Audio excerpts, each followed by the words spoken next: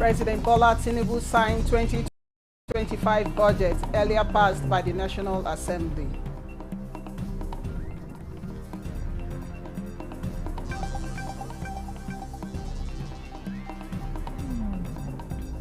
Nigeria's First Lady calls for reforms of Almajiri's education system.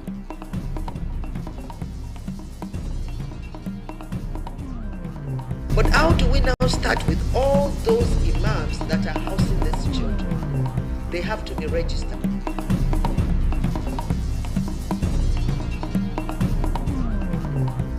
And Supreme Court declares Rivers State local government election invalid, null and void.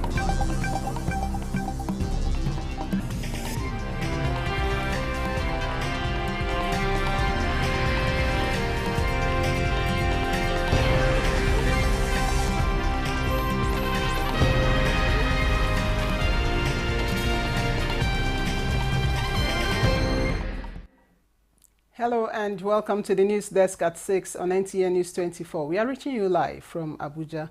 I am Chinenye Ngoye. President Bola Tinubu has signed the 2025 appropriation bill passed by the National Assembly into law. The National Assembly passed the 54.99 trillion naira budget earlier this month with an increase of about 700 billion from the 54.2 trillion proposed by the president, who had earlier increased his proposal to the lawmakers. We'll bring you details of that report later. The House of Representatives has promised to put finishing touches and up loose ends in the 4 tax reform bills before Parliament, based on the submissions and inputs of Nigerians. Chairman, House Committee on Finance, James Falake, gave this pledge at the close of a 3-day public hearing on the proposed bills. National Assembly correspondent Mitaire Iben reports. More individuals and groups appear before Parliament to dissect the tax reform bills as they affect or assuage their interests. The volatility of foreign exchange rate is the concern of licensed forex operators who appeal for tax exemption, among other propositions. Most of the transactions done by the Bureau de Change will eventually be transferred to the end users. It will worsen the inflation as we depend highly on importations. The tax ombudsman have jurisdiction nationwide, even on matters of fiscal policy. This is unconstitutional.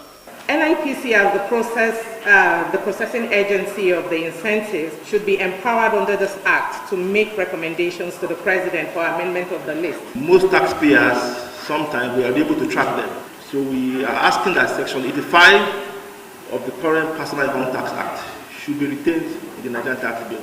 The tendency of business enterprises in free trade zones to abuse tax exemption was also highlighted with advocacy for stronger regulations. We have even seen worse cases of some free zone enterprises that want to import luxury vehicles, armored cars, yachts, some of them aircrafts. Parliament received accolades for engaging Nigerians in the consideration of the tax bills, which many believe seek to advance national economic fortunes. Nigerians expect that arising from this bill will be a regime that will recognize their sacrifices. They will also see the results of their sacrifices. There is no law that is, no bill that is perfect. That is why because it comes to us as a proposal.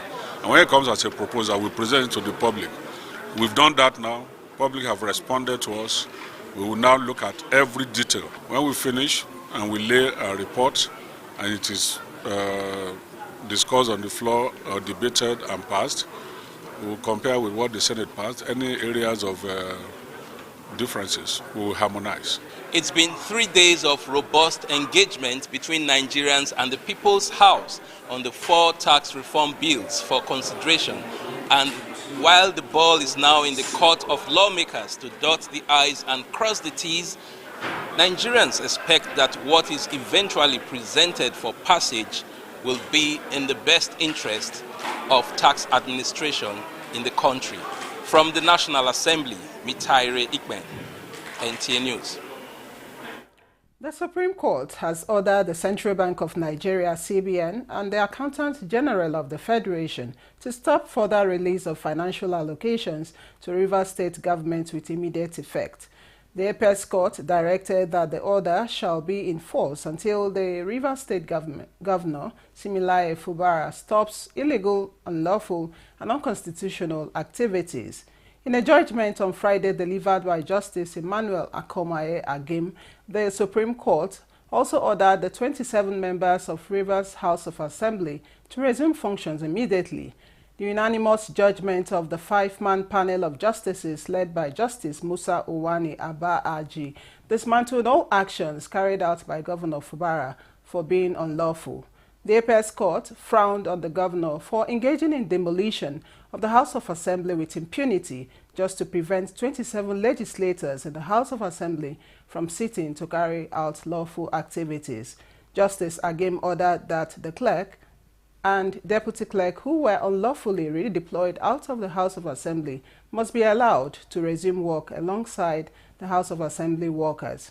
A sum of 10 million naira fine was imposed on Fubara to be paid to the House of Assembly and the 27 members who instituted the suit against him.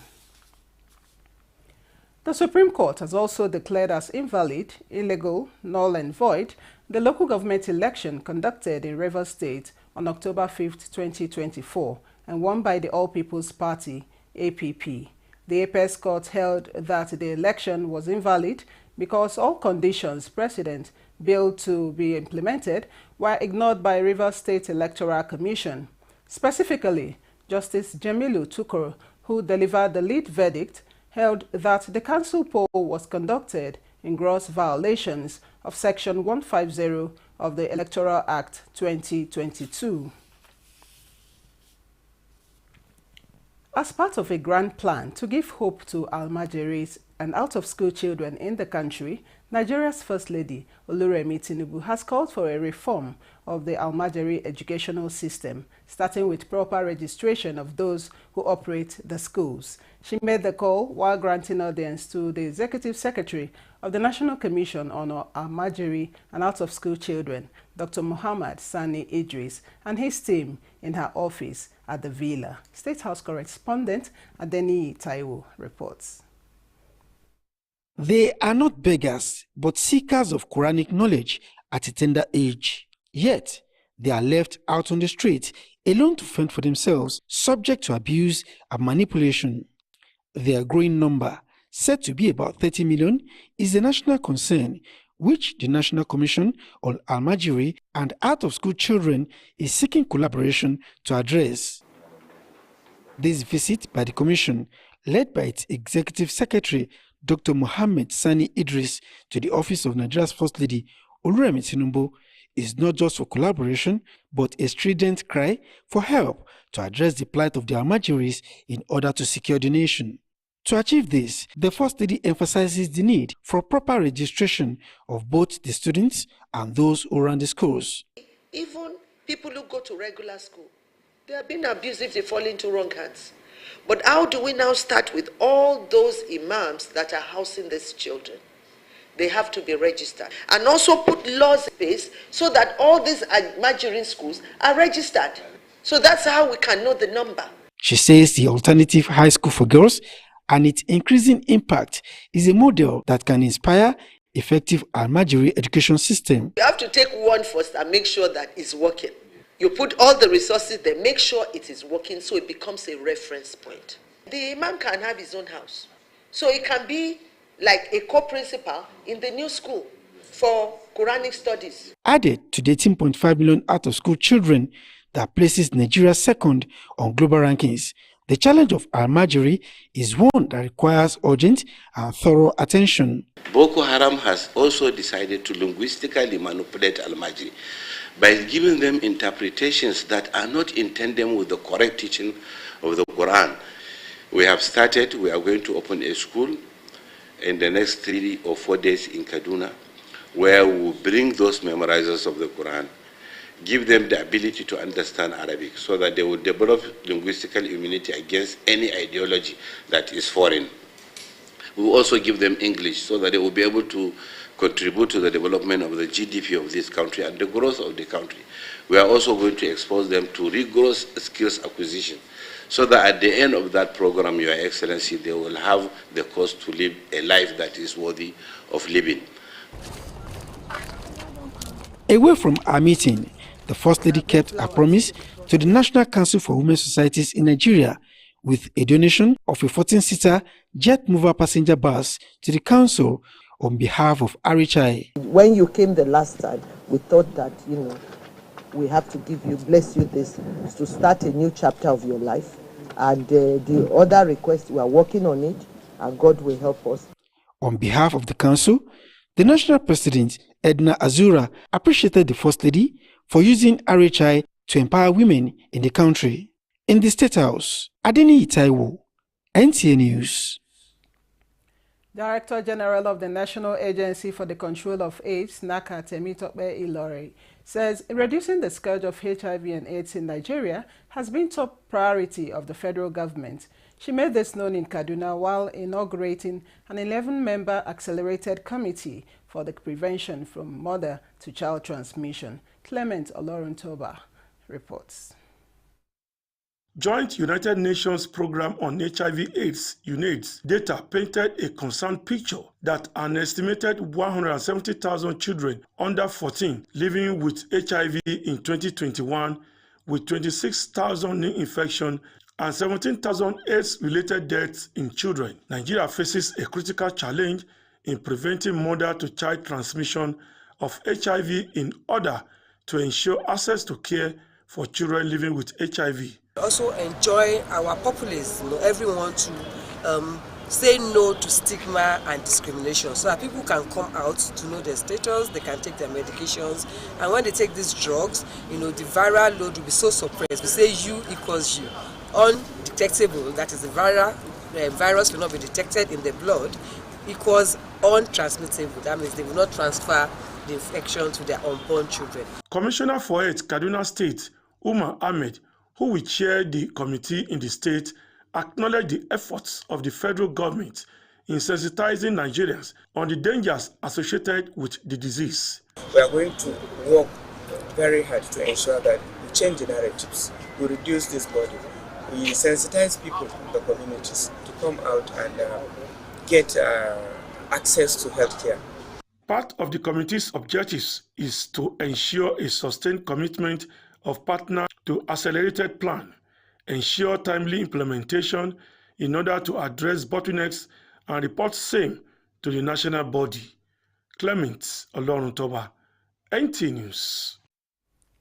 More than 24 hours from the National Executive Committee meeting of the governing All Progressives Congress, North Central APC is gradually gathering momentum ahead of future elections nationwide. This is coming as the national chairman of the party, Dr. Abdullahi Umar Ganduje, receives thousands of party loyalists in Abuja. Political correspondent Abubakar Akwanga reports.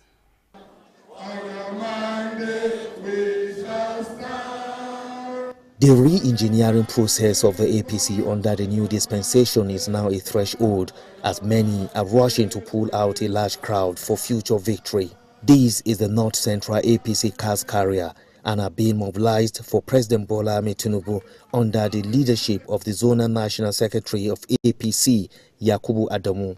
APC National Chairman, represented by Deputy National Chairman Not Ali Daluri, Ministers of Special Duties and that of State for the FCT, lauded the initiative. The journey has started. The journey has begun. And I want to assure you, like my brother says, Senator Sida Ali, he said, we will not leave any stone unturned. We have our leaders by our side. We have understood ourselves. We have known where our problems were. The party leaders urged them to embrace reconciliation, peace, dialogue, and national cohesion, as these are the basis for a solid and victorious party. North Central APC is making a huge commitment in unifying their supports and votes for the APC and progress of Nigeria. In Abuja, Abubakar Akwanga, NTA News. This is the news desk at 6 on NTA News 24. We'll take a break here. There will be more reports thereafter. Do stay.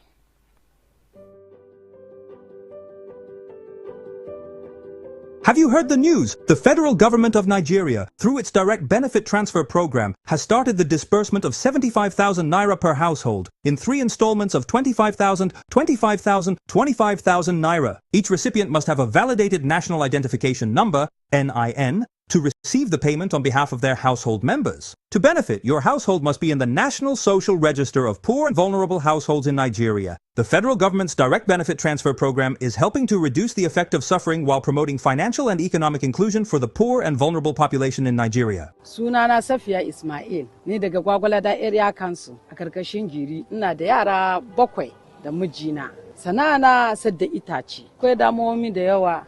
Rashin kudi da musanta zaka ga itace zai kare ba kudi ne zaka siya wani. An kira ni ayi Safiya Ismail nace yes, come for your benefit at Angwando do Gwagwalada. Suka bani ATM din immediately na withdraw kudi na. Amma gaskiya kudin ya zo at the right time. This message is brought to you by the Federal Ministry of Information and National Orientation, Federal Ministry of Humanitarian Affairs and Poverty Reduction, in collaboration with the National Social Investment Programs Agency, National Social Safety Nets Coordinating Office, and the National Cash Transfer Office.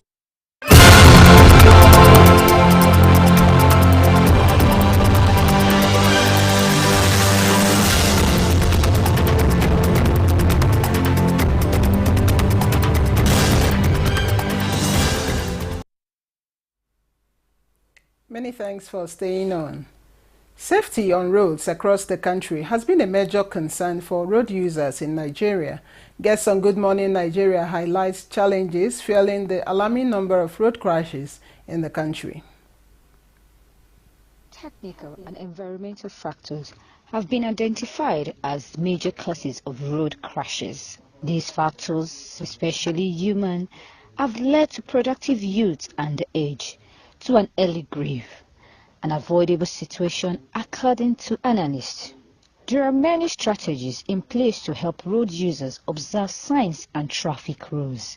The guests also urge officers at the FRSC to ensure proper checks as well as collaboration unions like the National Union of Road Transport Workers to save more lives. We continue to do continuous advocates education to people, enlightenment, because some people they feel that speed limiting device, if I install it on my vehicle, in case the example they used to give is that most of the time in case armed robber is pursuing me, but we tell them that the advantages overshadow the disadvantages. So it's not all the time that you get armed robbers to pursue you, but when we invest in this aspect, we're investing in the prosperities of our nation. You know, in terms of remuneration, in terms of technology, in terms of, the infrastructural development. And so these are the issues, We want that kind of urgency that is brought upon issues such as COVID, which did not kill as much people as road traffic crime. Let that urgency be brought into road safety. When we begin to see that urgency, then we begin to see results. People begin to find road safety. We used to enlighten our member. We let them know the importance of driving from one place to another. In fact, we said, whoever drives a motor from one place to another safely, we call a real driver. Forgetting about how many years you have been practicing the driving. The guest requested more funding and enlightenment to support various efforts targeted at curbing road crashes. They suggested 18 and above as the best age for driving, and adding the drivers of articulated vehicles should be at least 26 years. In Abuja, I am Teresa Shunam. People need guidance and counseling. The most appropriate one should come from experts. This is the thrust of the 31st inaugural lecture of National Open University of Abuja, delivered by Professor Augustine Chinwoba Ukwueze. He spoke on academic counseling, a dark horse in education industry. The Professor of Guidance and Counseling, Department of Educational Foundation of the National Open University of Nigeria, believes that lack of proper counseling from those who know it sometimes makes students in higher institutions deviate on graduation. He suggested a robust awareness and significant change of minds about the concept of counseling and its prominent position in the school system.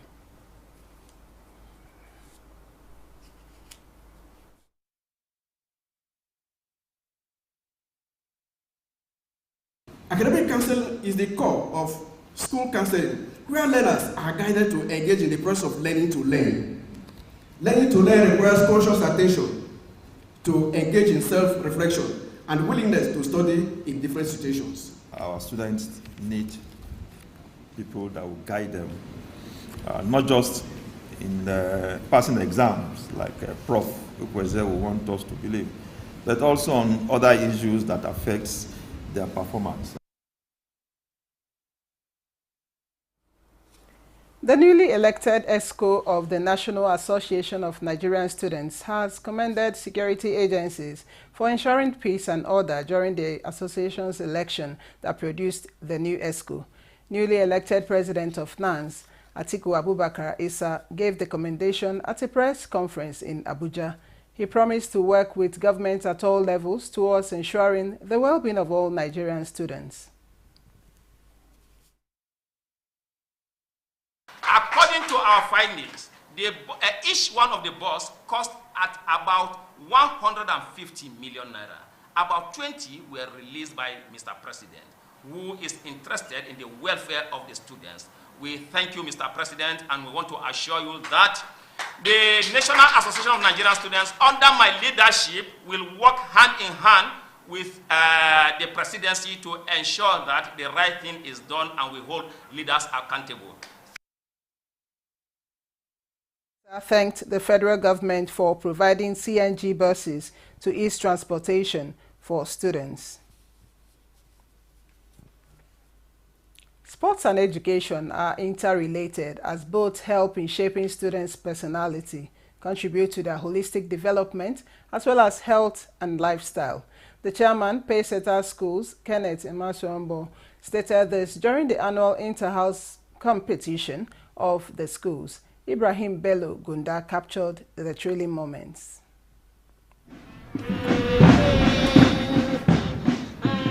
Sporting activities are critical to the educational development of pupils and students, teaching them teamwork, discipline, commitment, leadership skills, and social development. The lighting of torch and march past parade by various houses signaled the commencement of the inter-house sporting competition.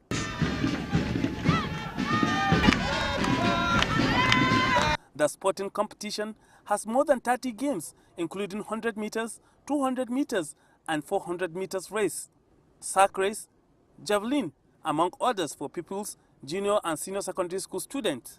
We use it to develop team spirit, to develop perseverance, discipline, and sportsmanship.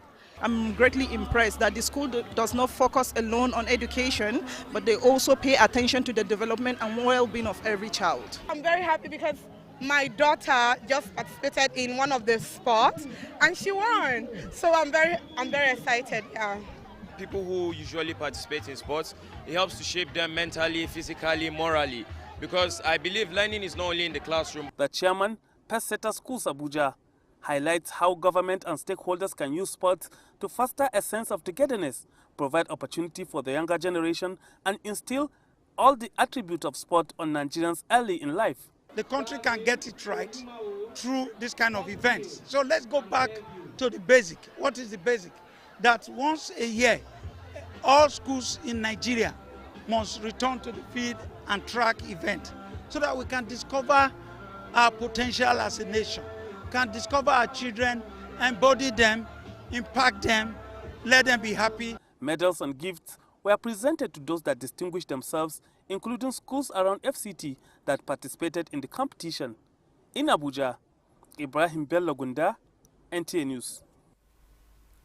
Sympathizers and well-wishers have continued to converge on the residence of late Pa Edwin Clark following his death at the age of 97. Notable among the guests were former Vice President Mohammed Namadi Sambo, who paid a special tribute to the late icon, noting his valuable contributions during the Goodluck Jonathan administration and his tireless efforts at uniting Nigerians. Other visitors paid similar tributes to the former leader of the Pan-Niger Delta Forum, PANDEF, calling for his immortalization in view of his lasting impact on Nigeria's history and the great examples of patriotism he demonstrated.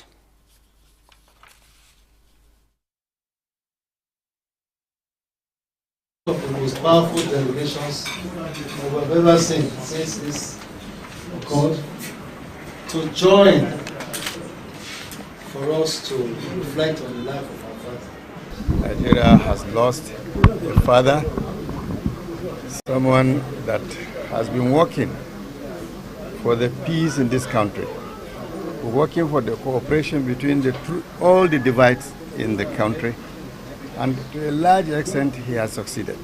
Eminent statesman, eminent politician, eminent patriot. We have to utilize him for the wonderful things he did for Nigeria, wonderful things he did for the world. A man who was quick in rising to the defense of the oppressed. Pat Clark lived a very good life, fulfilled life, so his life is worth celebrating. It is very instructive that his last words were, "I love Nigeria." And President Bola Tinubu has sent condolences to the immediate family, professional associates, and the broadcast media industry on the passing of Anike Agbaje Williams. Agbaje Williams, the first African to be on television, died on Wednesday, February 26 in Ibadan at the age of 88. The veteran broadcaster, who retired from active service in 1986, was born on October 23, 1936. And that concludes the news desk at 6 on NTN News 24. Many thanks for watching. I am Chinenye Nwoye.